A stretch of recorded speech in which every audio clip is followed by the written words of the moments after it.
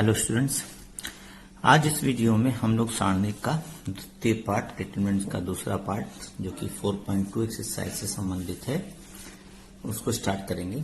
तो आपको पिछले वीडियो में बताया गया था कि सारणिक के प्रगुण कौन कौन से होते हैं। उसमें सारे प्रगुण तो नहीं बताए गए थे, 5 प्रगुण शायद बताए गए थे।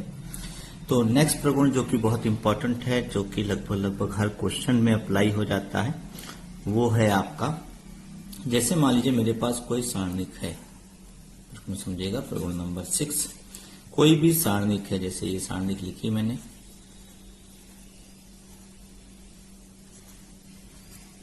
ये किसी भी सारणिक में किसी भी एक पंक्ति में दूसरी पंक्ति के अवयवों को जोड़ा या घटाया जा सकता है। किसी संख्या से गुणा करके भी जोड़ा घटाया जा सकता है। मतलब क्या हुआ, जैसे अगर आप चाहते हैं कि पहली पंक्ति में दूसरी पंक्ति के अवयवों को जोड़ दिया जाए तो आप जोड़ सकते हैं।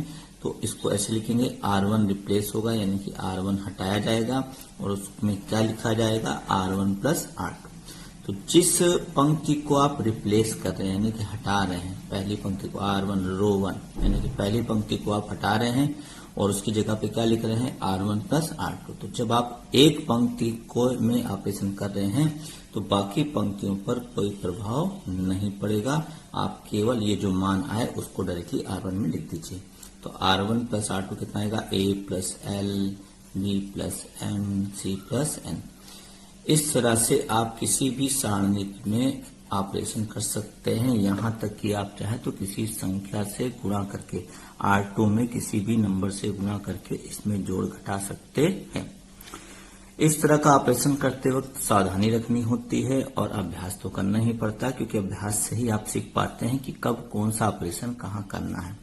सावधानी ये रखनी है कि ऑपरेशन इस प्रकार करिए कि जैसे आपकी मान लो 3 ऑर्डर की सारणिक है, यानी कि इसमें 3 पंक्तियां 3 कॉलम है, तो एक बार में 2 से ज्यादा ऑपरेशन नहीं हो, यानी कि 3 ऑर्डर की है तो अधिकतम ऑपरेशन एक बार में कितने कर सकते हैं, 2।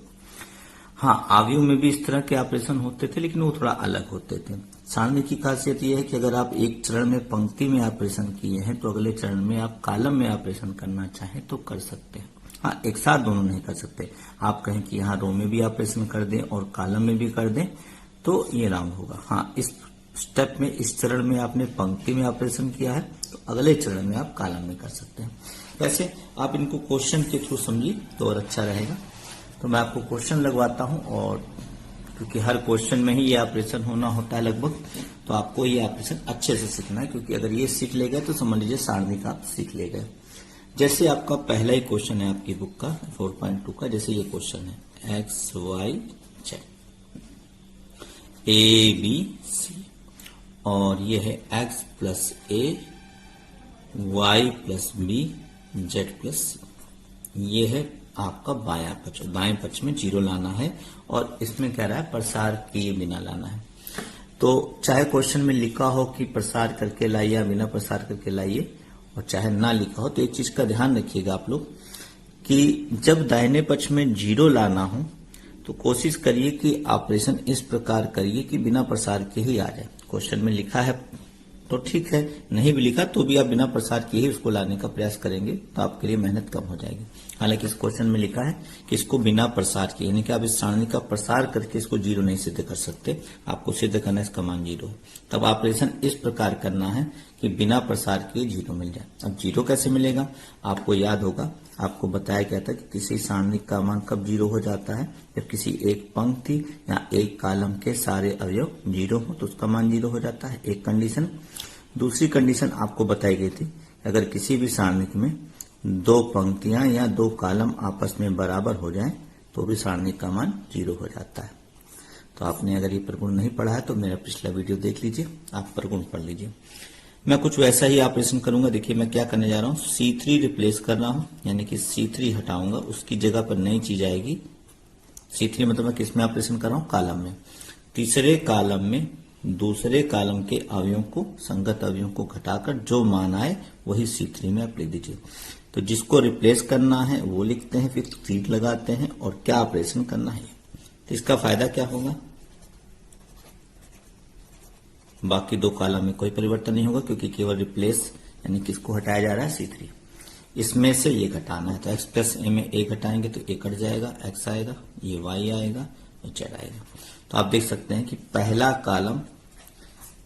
कॉलम और तीसरा कॉलम आपस में सेम हो गया, उसके संगत अवयव सेम हो गए। देखिए ये सेम है, इसलिए इस सारणिक का मान क्या होगा, 0 होगा। ये सिद्ध हो गया। ये चूंकि बहुत इजी क्वेश्चन है तो इसमें कई तरह के ऑपरेशन करके आप इसको 0 सिद्ध कर सकते हैं। आप चाहें तो इन दोनों को जोड़ दें तो x plus A, Y plus B, Z plus C, देखिए इसी के बराबर हो जाएगा, तब भी 0 हो जाएगा। मतलब इजी क्वेश्चन होने की वजह से कई तरह के ऑपरेशन दिख रहे हैं, आप कोई भी एक ऑपरेशन करके 0 सिद्ध कर सकते हैं। और देखिएगा क्वेश्चन लगाते हैं।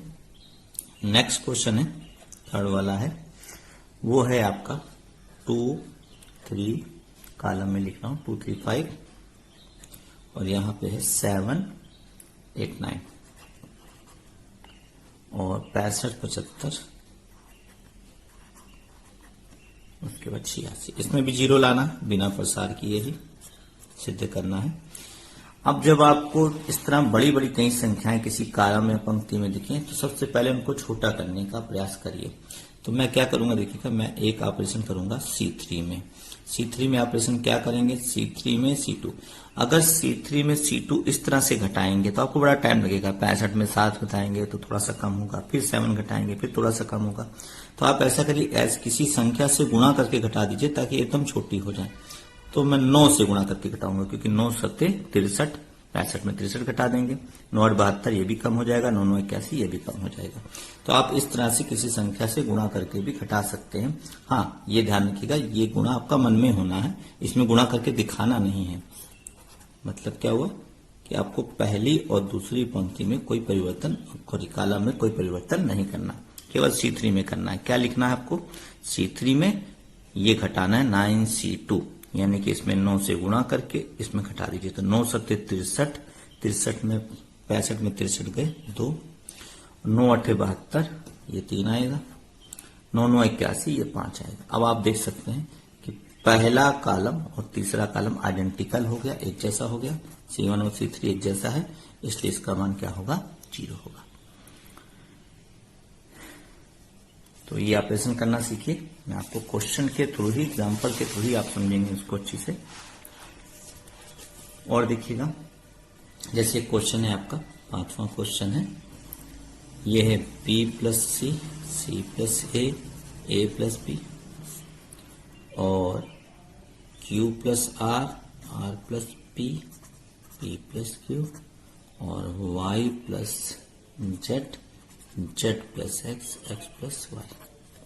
और राइट साइड में लाना है 2 ABC PQR XY Z। ये हमारा हो गया। अब देखिए, आपको यहां पर एक सारणिक ये है, एक सारणिक ये है। अब अगर क्वेश्चन में नहीं लिखा है कि बिना प्रसार किए सिद्ध करिए, तो आप चाहें तो इसका भी प्रसार करिए, इसका भी प्रसार, और दोनों को बराबर सिद्ध कर दीजिए। लेकिन ये तरीका कोई अच्छा तरीका नहीं माना जाएगा। आप कोशिश करिए कि बड़े वाले पक्ष से शुरू करिए, यानी कि जिधर सारणी बड़ी लिखी है, एलिमेंट ज्यादा है, या एलिमेंट ज्यादा होने का तात्पर्य उसमें पदों की संख्या एलिमेंट में ज्यादा है। एलिमेंट ज्यादा तो नहीं होंगे, एलिमेंट तो सेम है, पदों की संख्या अवयव में ज्यादा है। जैसे इसमें समय 2 पद हैं, इसमें 1 पद है। तो अब आप ये लेफ्ट हैंड साइड से शुरू करिए और आप ये लाने का प्रयास करिए। ऑपरेशन इस प्रकार करना है कि बिना प्रसार किए आ जाए। तो हम लोग की कोशिश है ये लाना है, तो बाहर 2 भी लाना है, ध्यान रखना है। तो हम लोग ऑपरेशन, देखिए यहाँ पे कॉलम में ऑपरेशन नहीं कर पाएंगे आप, क्योंकि कॉलम में सजातीय पद नहीं है। यहाँ पे ABC है तो यहाँ कहीं ABC नहीं। ऑपरेशन इस तरह ही किया जा सकता है, यानी कि पंक्ति में ही किया जा सकता है। तो मैं पहला ऑपरेशन कर रहा हूं, R1 plus R2 plus R3, यानी कि तीनों पंक्तियों को जोड़ रहा हूं। ऐसे जुड़ती हैं पंक्तियां, कॉलम में ऑपरेशन ऐसे होता है। ये तीनों पंक्तियां जुड़ेंगी। ये तो देखो, क्यों तीनों पंक्तियां जोड़ रहा हूं, R1 plus R2 plus R3 को जोड़ेंगे, उसकी कहां पर लिखेंगे, R1, यानी कि R1 हट जाएगा, R1 रिप्लेस होगा, उसकी जगह पर क्या आएगा, R1 plus R2 plus R। इन तीनों को जोड़कर, तो इस तरह जोड़ने का फायदा क्या होगा, C जोड़ेंगे 2C, A जुड़ेगा 2A, B जुड़ेगा 2B, यानी कि कुल मिलाकर ये आएगा पहली पंक्ति में 2 ए प्लस 2b प्लस 2c। यहां पर भी ऐसे 2p plus 2q plus 2r, और यहां पे आएगा 2x plus 2y plus 2z। बाकी सब वैसे कर दीजिए।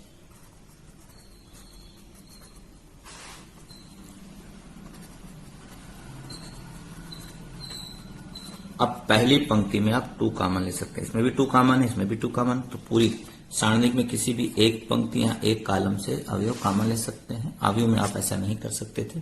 अवयव में कॉमन लेने के लिए सभी अवयव में कॉमन होना चाहिए था, इसमें ऐसा नहीं, किसी एक पंक्ति से अब।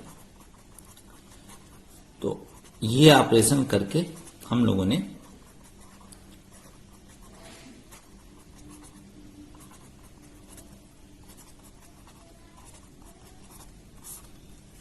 अगर आपको ऑपरेशन करने में दिक्कत हो तो एक बार में केवल एक ही ऑपरेशन कर करें, ताकि आपको अभ्यास हो जाए, तब आप मैक्सिमम 2 ऑपरेशन 3 ऑर्डर की सारणी में कर सकते हैं। हालांकि अगर आप तीनों पंक्तियां कॉलम में जोड़ घटाव कर रहे हो तो एक बार में एक ही ऑपरेशन करिए। अब देखिए, हमको दाहिने पक्ष का ये वाला 2 तो मिल गया, लेकिन अभी बहुत सारी चीजें मिसिंग है। तो अब हम लोग करेंगे क्या, देखिएगा यहां पर मैं 2 ऑपरेशन कर रहा हूं।